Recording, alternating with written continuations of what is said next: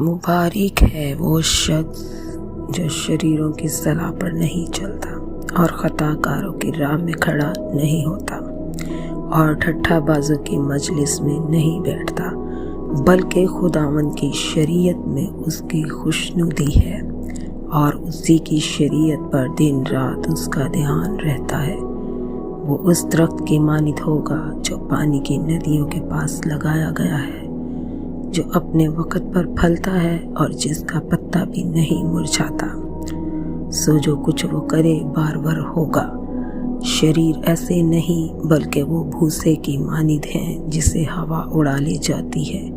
اس لیے شریر عدالت میں قائم نہ رہیں گے، نہ خطا کار صادقوں کی جماعت میں، کیونکہ خداوند صادقوں کی راہ جانتا ہے، پر شریروں کی راہ نابود ہو جائے گی۔